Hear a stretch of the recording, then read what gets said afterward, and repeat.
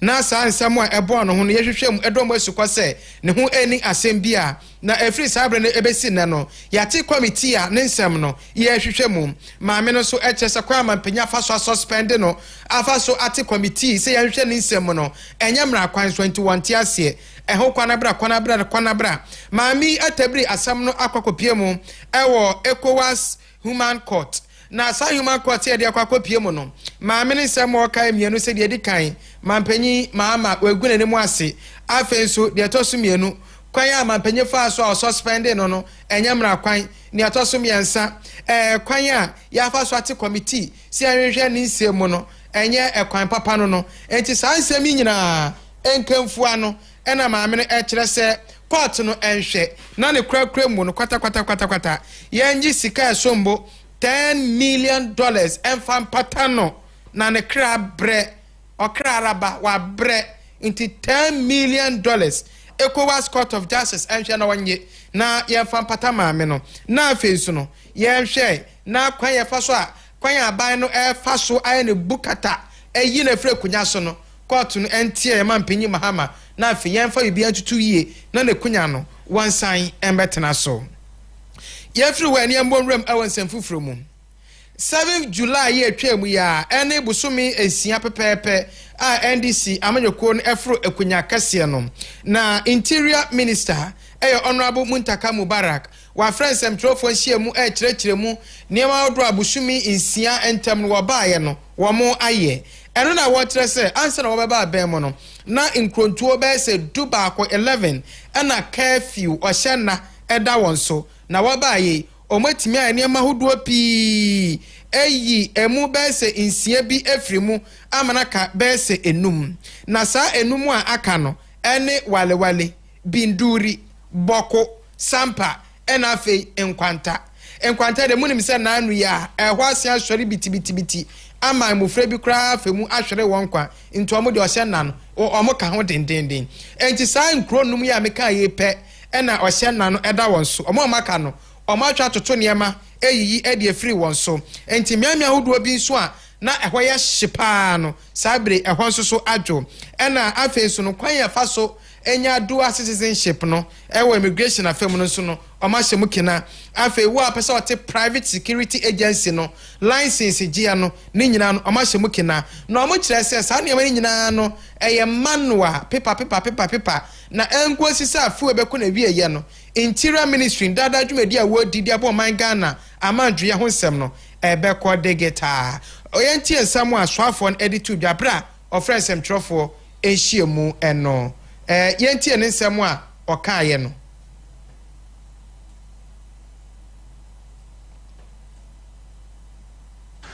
A number of curfews that we inherited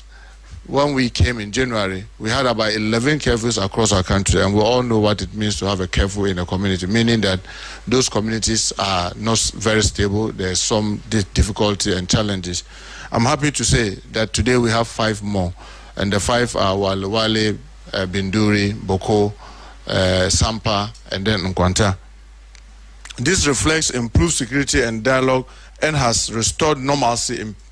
previously affected communities. The lifting of curfews in the affected communities has expanded civil liberty and allowed residents to resume daily activities without restriction. Government is still working hand in hand with all stakeholders to ensure that normalcy and peace are restored in the affected areas still under curfew. As you may be aware, the Minister of Interior offers a number of services to the general public, not only Ghanaians but also foreigners, both inside our country and outside our country. These services include, among many, immigration quota permit, renunciation of Ghanaian citizenship, dual citizenship, right of abode, license of private security organization. 102.7 Madis FM. Honorable Muntaka Mubarak ana yɛte nke swafo a ɔhwɛ yamantweye ɛho nsɛm so ɛno no sɛsie wo bu adwuma wadre sɛ konkomani agyan na enkosi afiwe ewie ye no ɔmɛhwɛ ɛsɛ interior ministry no wondwumadi a wodi no ɛbɛkɔ abɛfo kwan so na ne manyina etimi akɔ kama ɛna video bi ɛbɛtɔ social media so a yebu mumu amane ye abadaye kasee no mu ewie no mu ye bebo amane ɛsɛ manpɛ dada His Excellency John Adekum Kufuor esu etwadwo ma ne nyina kwa wiese o kiremu a ye ka impenyufo ma bre NPP amanyoko no pa wontimi nka enyi ono mampanyin dada John Adekum Kufuor emfiri mu 72 cool baaye sa bre PP Progress Party buzi anomo time na Kufuor ene nemu som deputy minister no mo o ya man so no anya na wo prison bra wa bre pa Rollins nsano a enya asem ketwa ni nyina se na be ya party ebe ye yentia o masom party ya som no nokre ene atentre ne ekwan so didimwa ba be ye mampanyi 2000 ene be si 2008 se wa yoluman a watifie na boji se nyina afita ne tiri nyina afita enu ti abani nimdie ewo party amemmo mu party nhihye mu a yentimi ka 1 2 3 enyi Kufuor emfiri mu na nso Kufuor se de ne yehunu party nhihye ya ekwoso nyina no wonka ho party congress wonte do abatia ne se the date abra ne se papa ene next month ye kwa akohie o osesa ne mani nyina ya mwa no di ya opa wona kuma mu se enema NPP fo eye ne sa asemi ho ena asami Muslim or a deputy presidential spokesperson trese ohwe nim de party dan the party ya kame esenia MPP mpanyufo edi enim sa bre no sa nim de no ayira won sa nim de no edwane wo mo enu ti na Kufuor esu no osi we aye Kenyan NPP fo nkwa no mo bedeni o danu bi ana jeje Rollins ti ase sa NDC fo so ye Rollins yi ni si nchen de sa no fo tra opposition na omani bom ho so no enu na man ne ometimi aba ban mu no. It is also because even with this partisanship, if you can just give me 1 minute, the tone of the divisiveness of our partisan politics. I'm saying that if you take Jerry John Kufuor, who is today lamenting of being marginalized, it's a very sad story, former President Kufuor, and that's what MPP people do, and they say they can't learn. You can't even treat your founding member, the man who brought you from the wilderness to power, with the modicum of respect to include him. That's why sometimes wisdom has escaped. Shami Muslim ene atene nkan deputy presidential spokesperson eno no okasa edema abano oya be de chire ena woche sa eni sifo so eye bi eyi jeje sinchan ni o ma bia no mo papa ya mane eno so pe be ka ho asem NNPP fo sabre so mu twetwe eni sifo ya se han ena mo founder kra no mu no se na se ya ene da on twesi no aba be si mo so Kufuor na moyi na si nchen na Kufuor eka ho asem no ye free we na mbonrem wonsem fufuro mu dwumadie bi akoso e wan krampumpuni mantam ni nyina efa aba fo kwan be fa so edi dwumane titrew ene sabre ya AI artificial intelligence ababe ginemu no na AI no saudi di dwuma impempi no e na eboa pa ema no ekọ hyew na dwumadie no ase no ena Mame Vance Gariba or director of operations Ghana Police Service and I watch say Sera Niama Ekika Kono, I was here Pekwan Betimia Faswa, Yade Abel kwan ebedi dwumane titiriu ene kwan ya pase ya faso etu galamse asenom ye betime su artificial intelligence ene ya cameras esinsen wiem enti cruise no kogu forest nim ana wokogu nsuo ne ho na ma signal e office within acha 10-15 minutes we wana soldier police fo edruwo na je se ababa moamo se ye no saade a galamse no ye betimi etu ase na adwumedia na okasa wa ase na semtre na da so no enhancing youth leadership at the intersection of globalization and AI revolution yenti ensamo a owura Vance Gariba editudwa. These youths can use AI as a tool to be able to fight illegal mining. So I challenge them that all the data about illegal mining that they are getting, they can put it and do analytics with it and predict the conditions that under which some of these activities are undertaken. So it's a tool that they can actually utilize to be able to help law enforcement agencies to deal with illegal galamsey activity. Because sometimes the terrain is said that you cannot get the law enforcement agencies entering into the forest. Some are river bodies. So it's very difficult. But once you have the AI tool, you can deploy it and that will give you all the information. Ora Vance Gariba ni Atininkin, Director of Operations, Ghana Police Service, or see AI, Mebruno Yefa AI. Emwa ban ne yemfe nkuntia galamsey no Professor Kwadwo Safo ochira de ewo good Man School of Business Broken University Iowa Canada and I watch say ohwe sania yampotem environment the niema ekwana artificial intelligence ya ena betimi aboa na etimi abo ye environment no eho eban na afi share da ewo hɔ no nso no yetimi ahyemo kena country by storm, and the rapid rate of change is frightening. And if we don't give them the tools they need and the help they need to be able to come up with some solutions that will be so unique to Ghana, that would be about the state of affairs. So they need the policy framework to be, they need the resources in terms of power.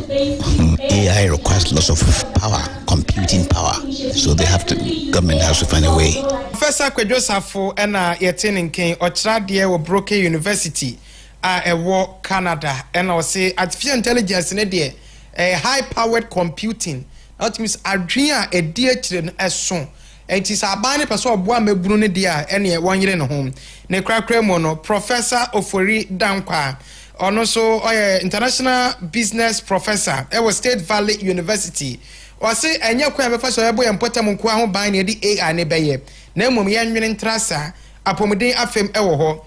agriculture kuayo ewo ho nwasua ewo ho akobedie transportation and afi amemu eho nyina no ewo se di AI no ewrewra ho. We think that the AI gives Ghana an opportunity to leapfrog or to catch up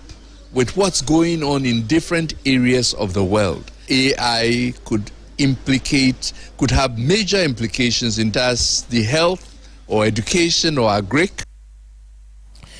Professor Ofori Dankwa, international business professor at State Valley University, and I yetene kaniti yehwe ne sano ye ma ya adwen enkwa kwa mefa so di AI ebetu galamsi ase na mom kwa befa so we dandan ye mani ewekuayo umesua afi amemuomu ne sayo no ebetimi aboa ene apomudi afemu nyina no na ne matimi akonkan afi yentintomu ewo insemfufuro mum na yembonwere mu ewo agona abodom eno agona west mensene mu ewo imfimfi mantemu eho ena osam dade brempon a otosu dubaako esi ekunya so se agona abodom ehene na bread na etoka ekunya ewieye no ena wo kire se ono baawa ben obehwe se impuntuo mapa ebekoso efso hwe agona abodam a won aka kire papa ne titiriu ene school adan ho nsem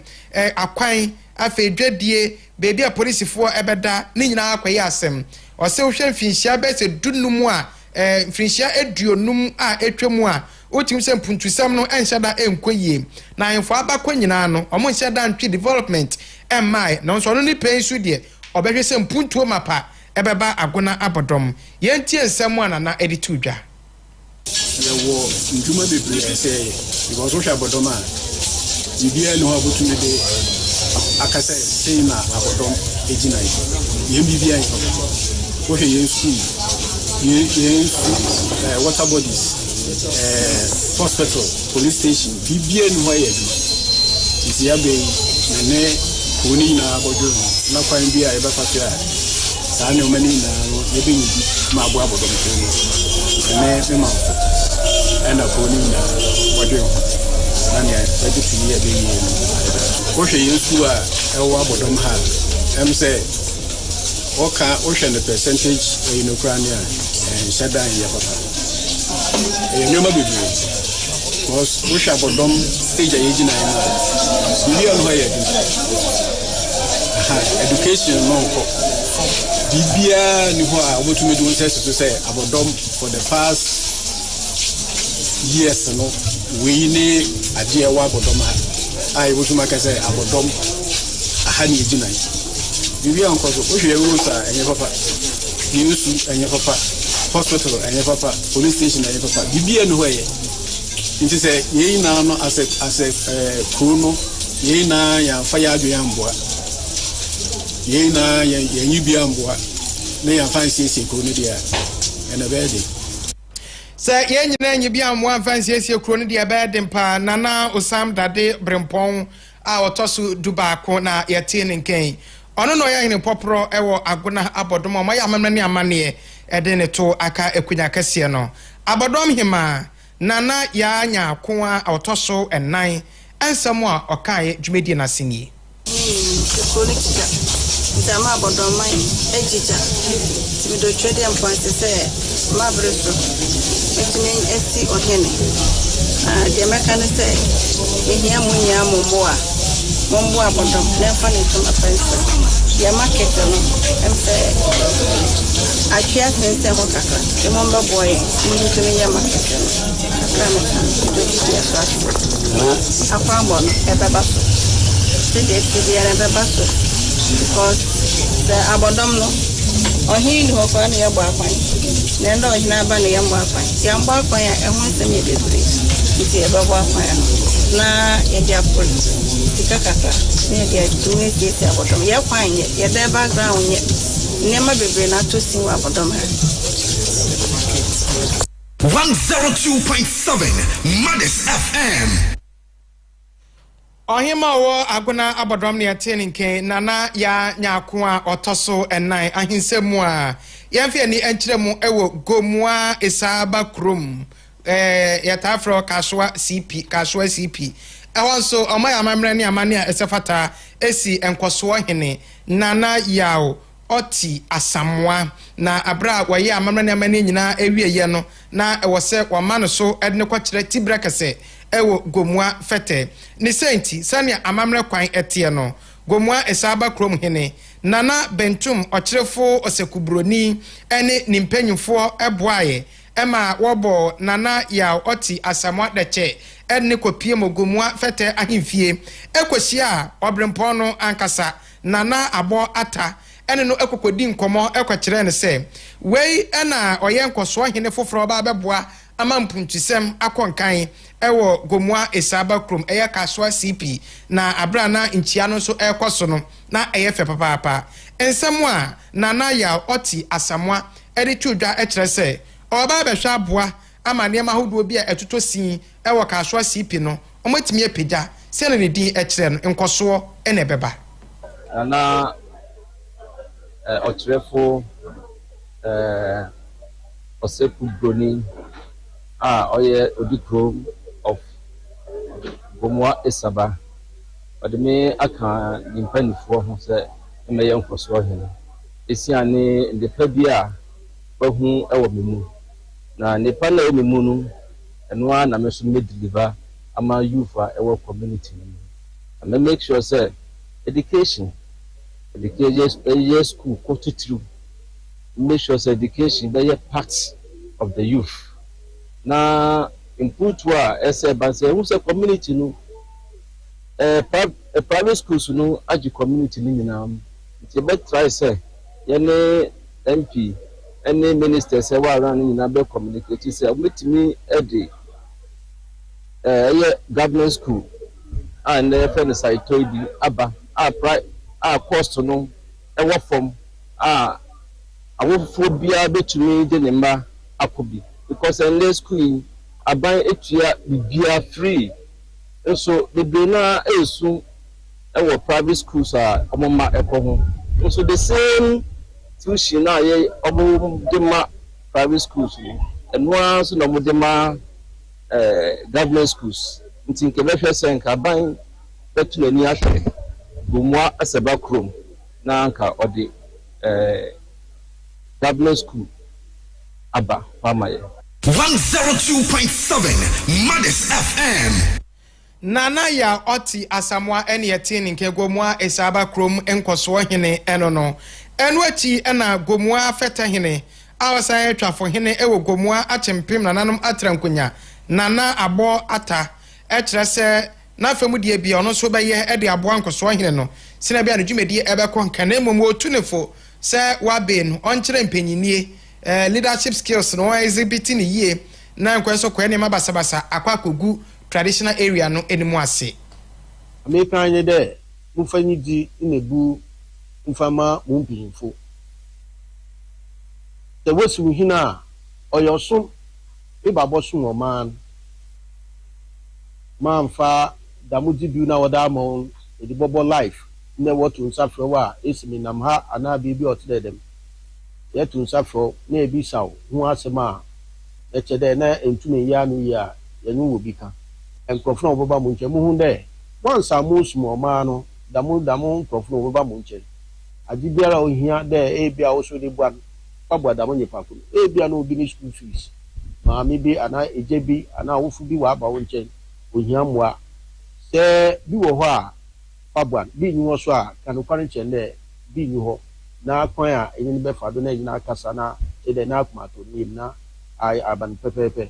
obi di ne case anaa dɛ na awaresɛm bɛba a hwɛ ne hu na monka ne yie na ɔmfa asomdwoeɛ dɛ mfa mmra yɛmpɛ mpaapam na yɛmpɛ dɛ ɔkyɛn bi mbɔka kɔgyina biribi na wɔma ɔdamo di bi no a sɛbi ngyina biribi kɛkɛ anaa dɛ ɛnyi nkurɔfo nyi nsɛm ano kɛkɛ daabi 102.7 Mothers FM.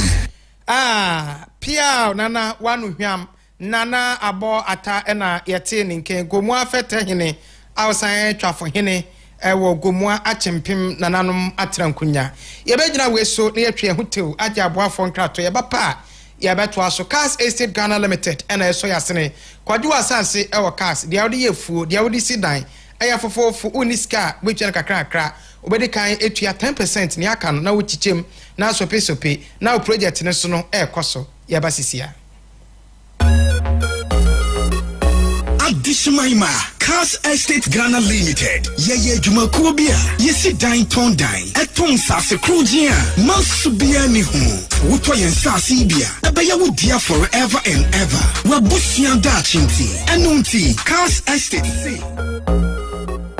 Adishmaima KASE3 Ghana Limited yeye dwumakuo bia yesi dan ton dan eton sase krojia masubia ni hu woto yen sase bia ebeya wodia forever and ever wabusia da chinti enunti KASE3 tia 10% pay na afa hyiase usi dan no na wutia ne kakra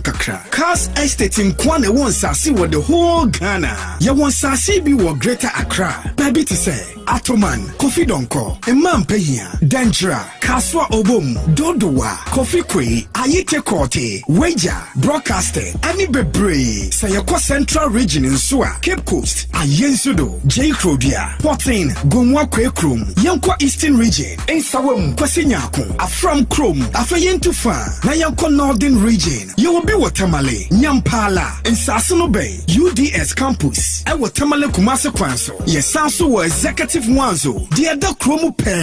na wosanso pe asase yantam e dia yekua anefua ye will be with the whole Ghana eno tihwehwe ye kira kwan e with the main office Accra Tesano yene Ghana Telecom University and our police training school ene dinhwe ni mu woka so amalam kwantempono so amanfrom yene resurrection asori ne dinhwe ni mu na yekwa amasaman so a opposite the Central Mosque wo amasaman hwa oba krowa office no e wo site ho pe afei Simon, yene lorry station no ene dinhwe ni mo. Frey 0302963740. Ebiem 0302963740. Mothers 102.7 FM rebushia for yamamo akwaba. Yada kasasio kasase kwato asase ho nwai na bibia enkoyi mafia de apumude monsem na eto aso. Dwumadie bi akoso Abra Entrance University for edi dwumasoro bi edi aboate na bi apumude monsem ebekọ enkan wo man no watonsa e de fretitire ne nimpon pi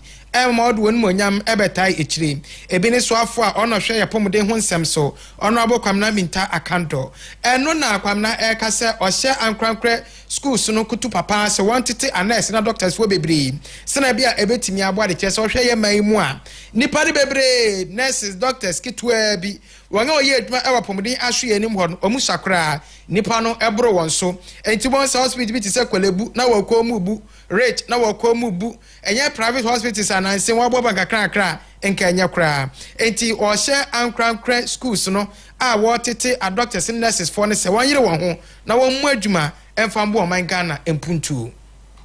The need to train and deploy more skilled health professionals and to ensure they are available where they are needed most.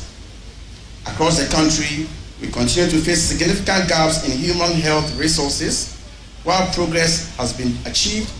too many communities still lack significant access to medical, nursing, and dental services. Growing the pool of trained professionals is not just necessary, it is urgent. The Ministry of Health remains dedicated to strengthening collaboration with institutions like Entrance University. We must continue to bridge the gap between training and service, ensuring that health education reflects the true and changing needs of our population.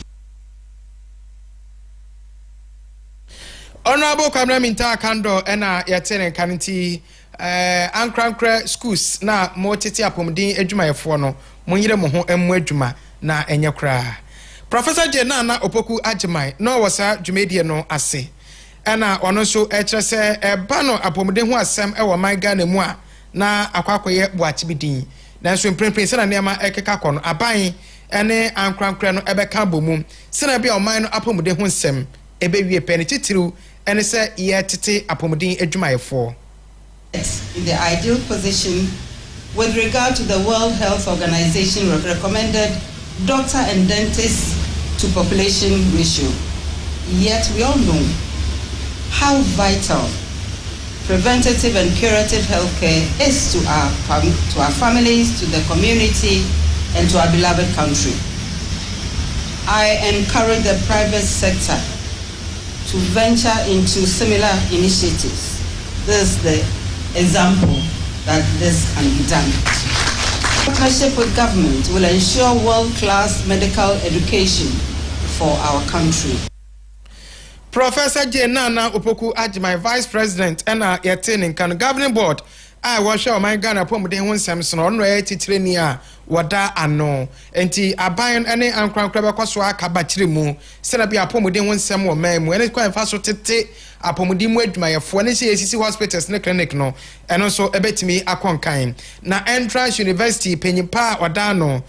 Dr. Samuel Amo Tobinco Company Limited, Nedia, Tobinco Group of Companies, Nedia, Papa no. Honor Executive Chairman, and I also say, Osha pressure at that Kolebu Teaching Hospital, so anya asem ketwa. Inte ube here se benya Ankara Hospital bia, and also if you ashemu se putu. Now one subeti mi akwa boa. Senabe o my Ghana pomu de honsem, ebeti mi akwa nkan no bi, ena uhu ese Entrance University in Swaba ebwe. Use the pressure on the intake of medical students, dental students, and nursing. There's so much pressure on Kolebu and KNUSC, Legon. There's so much pressure on them. Some of these private universities, like ours, will reduce the pressure on them. So this would create a very big impact. Dr. Samuel Amutobi na Yatin Ken, Honor Executive Chairman, Tobinco Group of Companies, NFA Kwafare by Entrance University. I want so etete apomodimu edwumayefo. Afe yentintom ewo dwediemu ensemwem. Yama mpenyi John Dramani Mahama etrese eto awdo a yegege no ewo port no wahye attorney general. Ena afe so no soafo hwe yakobedi eho nsem so se enmanimu ya sa eto awdo yegege ewo ye port Tama port eneta kwade port no wonko hwem na wonhwe se eye ne kwan so ano no ana se obi afechiri egege eto obi abroso ena ma edwedifo no ekemu na na imprempre no se ship bi edeniama ba eto a waje no e wose parliament approve se gituo se na ship bi antimi makeka ne atwa to bi atoroka ne egege timamifo eba ne sa ebe masi yakofa ne made aba oman mu no ebe tare ebe ma ne ma bonso ayedin na ma edwedifo no esu na sa nhihye odi tudwa na eyabra one edwedifo a wof kraniama ene won ode ne ma firi oman mu ekọ amrone edi nkomo. One of the major complaints is about the shipping lines. Everybody is complaining about the shipping lines. We held a meeting not too long ago. I think GRA was there, the different groups, the Minister of Transport and all of them were there. And we cannot understand that, like he said, you charge an administrative charge for processing my container. And so you process my container administratively on a piece of paper. And I bring one container. and then he brings 20 containers. The same paper is the same administrative. Why would you don't do it one paper for every container? The paper just says 20 containers. This one says 1 container. By the time you spend in administering those containers, it's the same. So why charge for each one? And the thing is, when I inquired, they don't do that in Lomé. They don't do that in any other port, only in Ghana. And so it really doesn't, make sense. We charged the Minister of Transport to go into it and sit with the shipping lines and look into those administrative charges. And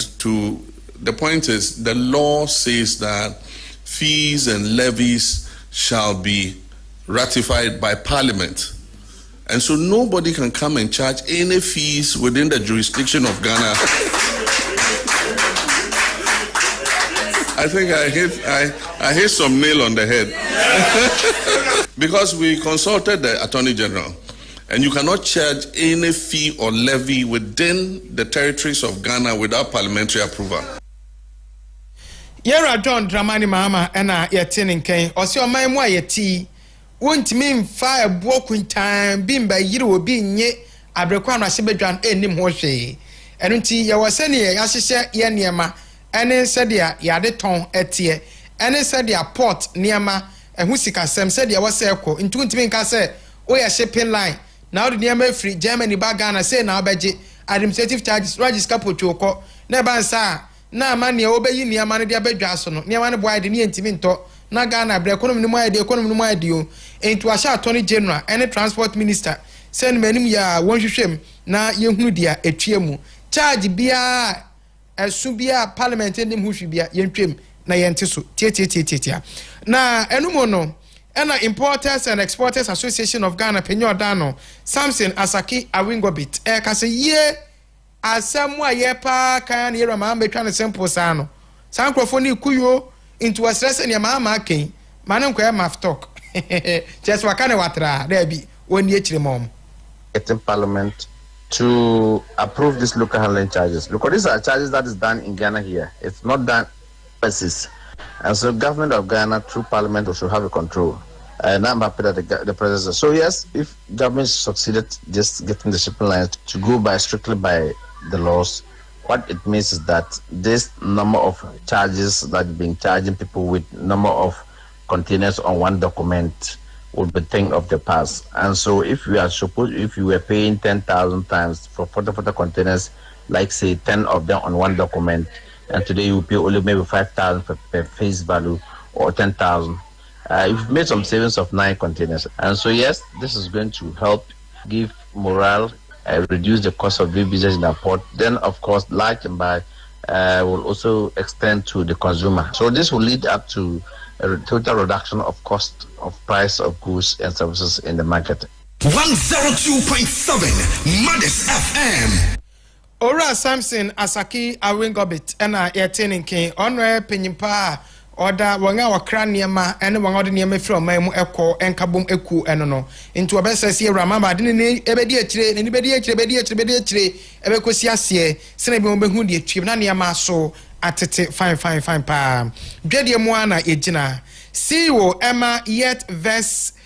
company Dr. Collins Ose Cranting na eba ne sikasem apapa wa apene pa ose oba oman mu a yesikasem hunimde no na ewo fom pa ne senti wo so abranche si so aye ne nema se troka oyeye ewrade wanyeye de efi abaifo na ne yabom pa ya agba so ade ne mfa ene nto obesra ban sa ban twene ni enhwe sa afa no na afese omo be chereches kwan be fo so be kete esikasem ye be save bi ye be insurance ani mani nyina hu hia wieye no eboa mo man na kase gina ne nan so o man ye hia fo do suom nipa bebre niska nipa bebre ntimi hwe sika so man na kasa wo kire no na hwe nya timi hwe sika so bia enwuma na economy no ebumi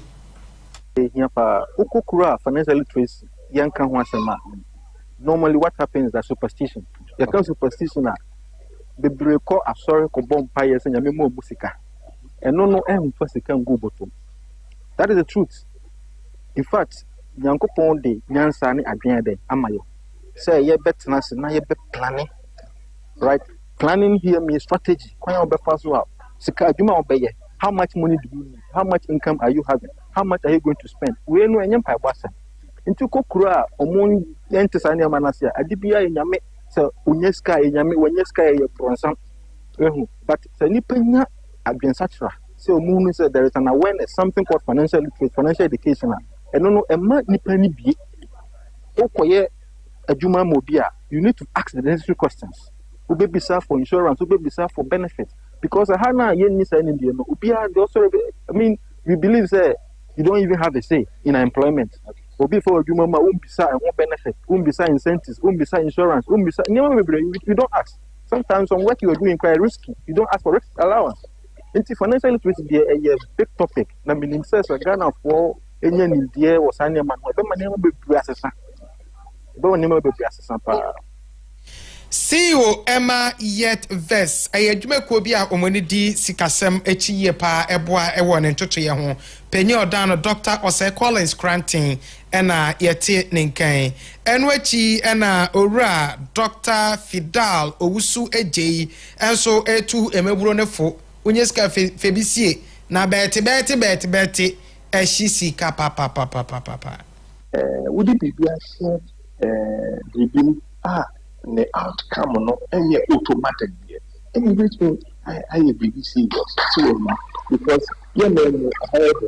and Sikanya so yet. If you then said when you sika, you find me be between at the emphasis at the abba, and then I won't find say a do between our own password. Than said, what the papa said the year and fasono egina will performance. And in acquire I gave you another say something that comes with surety say over the young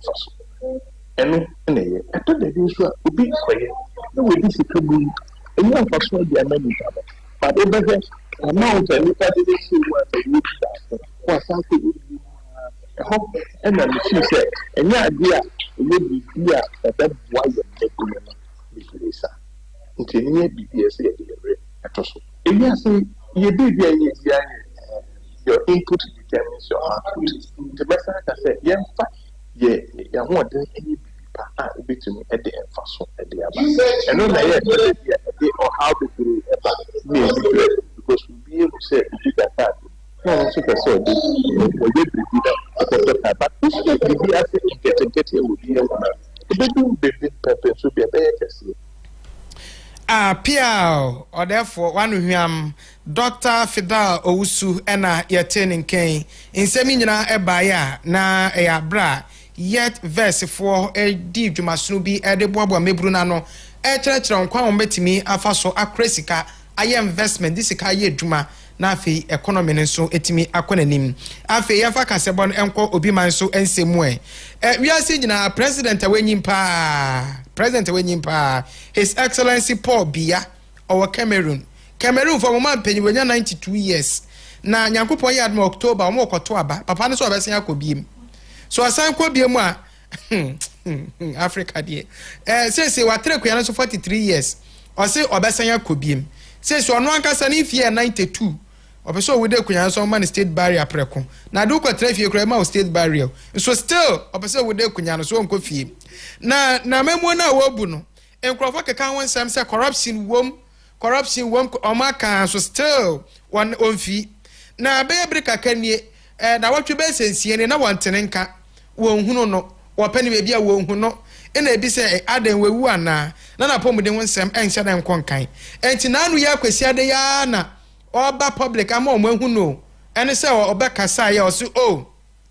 October abatuo no mesan eginim me kura na ka ba ne se memma president na ekasa no o se na wa ne se wo mma nanso no timemufu afrefre no kosa wonya se wo mmra na memo ni koyie no eno kura na epushi na wasen aba ti 92 years no o sen aba ube mo nya 100 years na chese ayasem into the Africa Cameroon urban one president wenya 92 years o se October o mo koto aba wasan gire mu se one sign ento an so na chese okwe ka ho a na ni 8th term mu ena owura no wakwa ya fa kase bo no enko ewieye ewo enigedie emu onyumtuni OJ minister OJ watu nyum bebre me kwa ba meto ba ku bi ama na oje na wo kire se basa ya na ma ne homre so e wa abato mu no awanwofo na de baaye into omo anu betimi amanejai inipa start no omo anu betimi end side the way politicians betimi amanai easily. A nation cannot be seen to be timid or mind.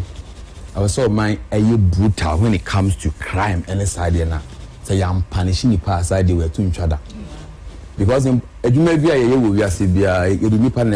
it comes to politics, you use nipa. In politics, we use people. We don't just work with people or we don't let people work for us. We use people. Into what they will convince and confuse you and use you. In this essay, Kubuma Koya, the other which one who be a una you soon. Choma Koto Banama number by Empino. One of who's he trying to sumo. Who's a candidates will be this to throw. The other one number Yano. I had the Adeno Koyoma Majuma. It is a politician, they can say, hey, NDC and NPP can side you way. Enough. Ninjaya. Telling you. Police for no community, it will just stop because democracy is about numbers. Into the one who win the bow side, and a two in the do. Into the Nippon Bay or the Benya to me, Biano. Obey into me, feel say sometimes Yama who can say, you bet punishing Nipa. You bet law enforcement agencies and I many and cast away the politics as 70 German and Cosa. People will hide behind side and Eda Quack with the bonnet. Onyum to ni OJ and yetin in King. Nanka ma yese wo pen yetu me fu mentie me ko bi tu asemu papa no to sa nanka ma yese wo pen no aha ene ya baji mi tuyi me free mi me mayem masanzu akova yade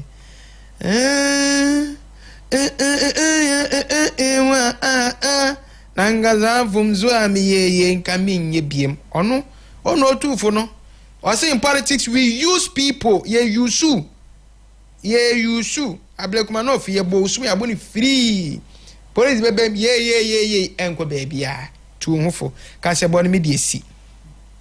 Yansha samwa edimu akwetire ni ebia Chief Justice Gertrude Arabasto Konu aya suspended no. Or the aban ko ECOWAS court or je aban ho mpatasika $10 million yamfa patane kra. Ohususa aban no egune ni mu ase so afọ hwe fisam so echese bosumi sieni omabu adwuma pa shamima muslim enso atitibi ama NP pamanyokuo ne se won panyifo no won kai won na sempi kai yenim ho ene de eba be sommo abnafo ye boa semufo Lydia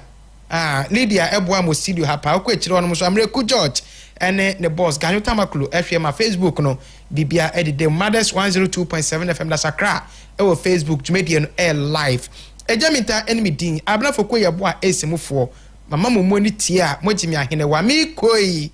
na Mr Flex predada ono ba be humo nyompa ama ho asepel 102.7 Mothers FM